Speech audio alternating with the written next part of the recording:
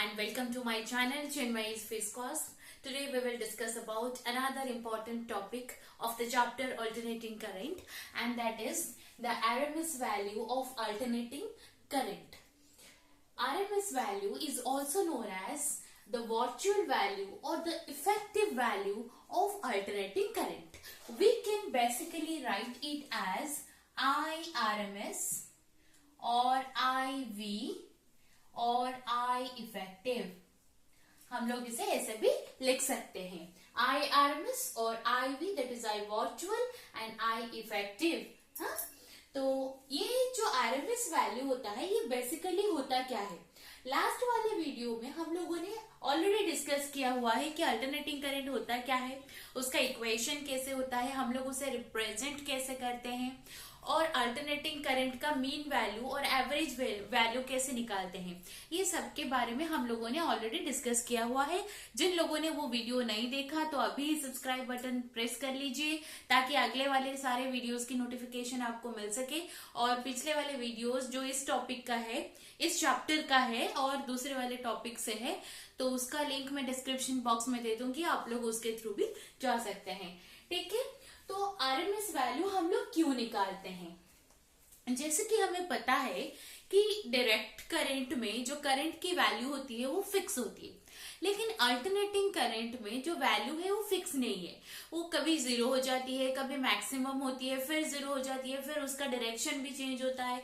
तो हमको ये मालूम हुआ था, पिछले वाले वीडियोस में हमने ये डिस्कस किया था कि जो करंट का इंस्टेंटेनियस वैल्यू होता है वो हम लोग ऐसे लिखते हैं, I equals to I naught sine omega T.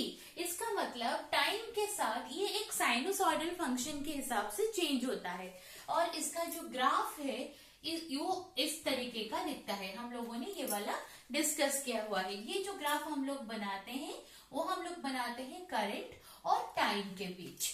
देखिए यहाँ पे वैल्यू है 0, लेकिन जब टाइम बढ़ता जाता है फिर वो मैक्सिमम होता है किसी पॉइंट पे, फिर 0 हो जाता है, फिर उसका डायरेक्शन चेंज हो जाता है. ठीक है, तो ऐसा करके आई और टी का ग्राफ हम लोगों ने निकाला था. कैसे बनता है वो भी हम लोगों ने डिस्कस किया था. आज हम लोग इसके बारे में बात करेंगे ऐसे कि अगर हम लोग किसी भी वायर में करंट फ्लो कराते हैं, सपोज मैं डीसी फ्लो करा रही हूँ, ये एक वायर है जो कनेक्ट हुआ है एक डीसी वोल्टेज सोर्स के साथ, और इस जो वायर का रेजिस्टेंस जो है ये 10 ओम है. सपोज यहाँ पे 5 वोल्ट का मैंने एक डीसी सोर्स लगाया हुआ है, एक बैटरी लगाया हुआ है, तो ये इसमें जो करंट फ्लो करता है वो कुछ इस डायरेक्शन में फ्लो करता है. ठीक है, पॉजिटिव से लेके नेगेटिव तक ऐसे फ्लो करता है करंट आई. तो ये करंट की वैल्यू क्या होगी? अगर रेजिस्टेंस हम लोगों ने 10 ओम दे रखा है यहाँ पे और ये वोल्टेज 5 वोल्ट दे रखा है, तो हमें ओम्स लॉ से ये पता है कि V is equals to I R. तो इस सर्किट में जो I की वैल्यू आएगी वो आएगी V upon R. So V is equals to 5 volt divided by 10 ohm, so 1/2 ampere. और इस पे इस सर्किट में जो करंट आएगा वो होगा 0.5 एम्पियर. अगर किसी वायर पे, सपोज मैंने एक वायर ले लिया, ई वाला वायर ले लेती हूँ, ये 10 ओम का वायर है, अभी इसमें करंट कितना फ्लो कर रहा है? 0.5 एम्पियर करंट इसमें अभी फ्लो कर रहा है. ठीक है, तो इस पे कुछ टाइम के लिए जब करंट फ्लो करेगा 10 ओम वायर में, सपोज वो 2 सेकंड के लिए फ्लो कर रहा है, तो इस वायर में कुछ अमाउंट का हीट जनरेट होगा, जिसकी वैल्यू हम लोग ये दे सकते हैं कि H equals to I square R T. ये हमें मिला कहाँ से? ये हमें मिला है जूल्स लॉ ऑफ हीटिंग से. तो जूल्स लॉ ऑफ हीटिंग के हिसाब से हम लोग अगर यहाँ पे वैल्यू पुट करेंगे तो यहाँ पे मुझे वैल्यू मिल जाएगा 0.5 का square multiplied with 10 multiplied with 2. तो यहाँ पे आंसर आ रहा है 5 जूल्स. ठीक है, लेकिन अगर डीसी सोर्स को यहाँ पे रिमूव करके भी अगर कुछ अल्टरनेटिंग करंट का सोर्स यहाँ पे लगा दूं, तो उस केस में हम लोगों को इतना हीट का वैल्यू मिलेगा या नहीं मिलेगा और कैसे निकालेंगे ये हमें नहीं पता, क्योंकि क्योंकि अल्टरनेटिंग करंट में क्या होता है, ये जो वैल्यू होता है ये कंटिन्यूअसली चेंज होता रहता है, टाइम भी चेंज होता रहता है और उसके साथ करंट भी चेंज होता रहता है। तो करंट का तो एक फिक्स वैल्यू नहीं है। तो हम लोग इस वाले हीटिंग इफेक्ट में और जो भी एनर्जी कंजप्शन होता है सर्किट में, उसका वैल्यू हम लोग कैसे निकालेंगे। तो वहां पे हमको आरएमएस वैल्यू की जरूरत पड़ती है जब हम लोग टोटल एनर्जी कंजप्शन या टोटल पावर कंजप्शन, क्योंकि हमें पता है कि power is equals to total energy upon time, और हम लोग अगर टोटल एनर्जी निकाल रहे हैं तो पावर मल्टीप्लाइड विथ टाइम।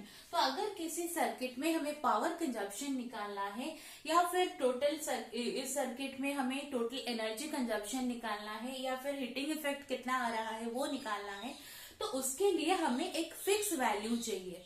उस फिक्स वैल्यू को हम लोग बताएंगे IRMS। इसे कैलकुलेट कैसे करेंगे, इसी हीट की कॉन्सेप्ट को लेके कैलकुलेट करते हैं। ये RMS का मतलब क्या होता है, रूट मीन स्क्वायर। इसे निकालते वक्त क्या करते हैं, पीछे से करते हैं। सपोज मैंने सर्किट में जो करंट यहाँ पे आ रहा है वो मैंने मेजर कर लिया, और वो मेजर करके मुझे कुछ इस तरीके का वैल्यू मिल रहा है, I1 फिर I2 ऐसे करके अप टू IN तक वैल्यू मुझे मिल रहा है सर्किट में, क्योंकि करंट कंटिन्यूअसली चेंज हो रहा है। तो अगर मैं IRMS निकालना चाहूंगी तो कैसे निकालूंगी, IRMS will be equals to, पहले मैं स्क्वायर करूंगी I1 square, I2 square, I3 square up to IN square, ठीक है। और फिर उसका मीन निकालूंगी, स्क्वायर कर लिया, अभी उसका मीन निकालूंगी। तो मीन के मतलब इसको सारे को प्लस करना है और divided by the total number of terms, तो n को डिवाइड कर दिया, अभी उसका स्क्वायर रूट लेना है, स्क्वायर कर दिया, मीन निकाल दिया, अभी रूट ओवर लेना है, ठीक है। तो ये होता है IRMS की वैल्यू, जो हम लोग मैथमेटिकली ऐसे इसे रिप्रेजेंट कर सकते हैं। लेकिन इसका डेरिवेशन करने के लिए अभी हम लोग वो हीटिंग इफेक्ट वाला कॉन्सेप्ट को यूज करेंगे। तो चलिए चलते हैं अभी डेरिवेशन पार्ट पे, जहां पे हम लोग अभी I equals to I0 sin omega t का एक्सप्रेशन यूज करेंगे। तो बेसिकली हमको RMS वैल्यू में एक पर्टिकुलर वैल्यू मिलेगा अल्टरनेटिंग करंट का। उस अमाउंट ऑफ अल्टरनेटिंग करंट जब किसी वायर पे फ्लो करता है having resistance R for some time t, that will produce some heating effect, and that heating effect will be same or will be analogous to that some amount of steady current which flows in the same resistance for the same time and also gives the same amount of heating effect। तो यहाँ पे उस जो fix value हम लोग RMS की निकालेंगे, जिसकी वैल्यू स्टेडी करंट के वैल्यू के साथ सेम होगी, ताकि वो एक पर्टिकुलर रेजिस्टेंस में सेम टाइम के लिए फ्लो करते हुए इक्वल अमाउंट का हीटिंग इफेक्ट देंगे।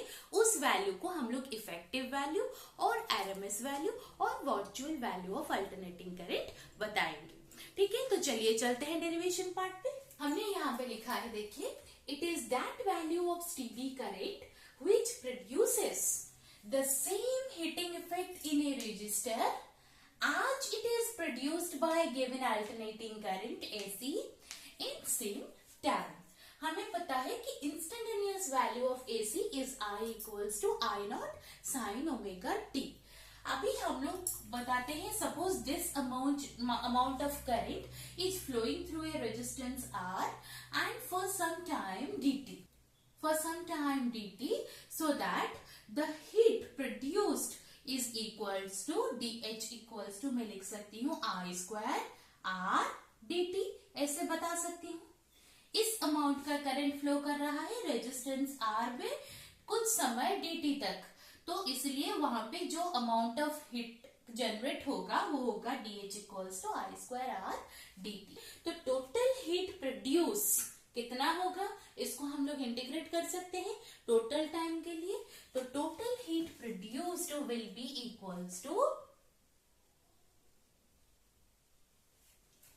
total heat produced H will be equals to integration over dH।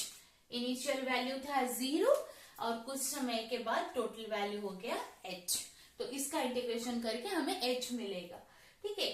So that is equals to 0 to total time T, और ये वाला एक्सप्रेशन मेरे पास है I square R D T. अभी आई के जगह पे मैं क्या पुट करूंगी, I0 sine omega T. So that implies that H is equals to 0 to t I0 sine omega T whole square capital R dt। ठीक है, तो इसमें जो कांस्टेंट क्वांटिटी है वो कौन सा है, देखिए ये I0 क्या होता है, पीक वैल्यू ऑफ करंट। तो I0 यहाँ पे फिक्स वैल्यू है। R is a constant quantity, क्योंकि एक पर्टिकुलर वायर पे हम लोग अभी करंट फ्लो करवा रहे हैं। तो ये I0 स्क्वायर और R, इसे मैं बाहर निकाल सकती हूँ। तो I0 स्क्वायर R बाहर आ गया, अंदर है 0 to t sine square omega T dt।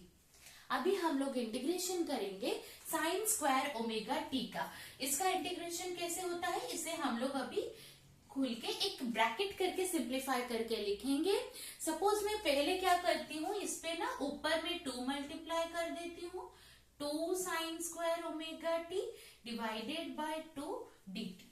ठीक है, अभी क्या करेंगे, वहां पे एक फॉर्मूला यूज करेंगे। So that implies that H is equals to I0 square R। ये जो है ये तो बाहर है, अभी 2 भी बाहर आ गया, मैं इसे बाहर ले रही हूँ। इंटीग्रेशन ओवर 0 to t, अंदर है 2 sine square omega T dt। तो अभी इसका इंटीग्रेशन करने के लिए मैं क्या करूंगी, 2 साइन स्क्वायर ओमेगा टी की जगह पे एक फॉर्मूला पुट करूंगी, जिसे हम लोग लिखते हैं 1 minus cos 2 omega T dt। ठीक है, अभी ये दो टर्म्स आ गए। So H is equals to I0 square R upon T 0 to t, पहला वाला टर्म जो है वो है dt माइनस दूसरा वाला टर्म जो है 0 to t cos 2 omega T dt। ठीक है, ये दो टर्म्स आ गए। अभी इसे सिंप्लीफाई करते हैं, H equals to I0 square R upon T। पहला वाला जो टर्म है वो तो t ही आएगा,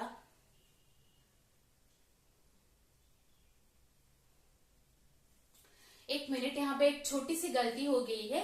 ये जो t हम लोग ले रहे हैं ना, ये टोटल टाइम है।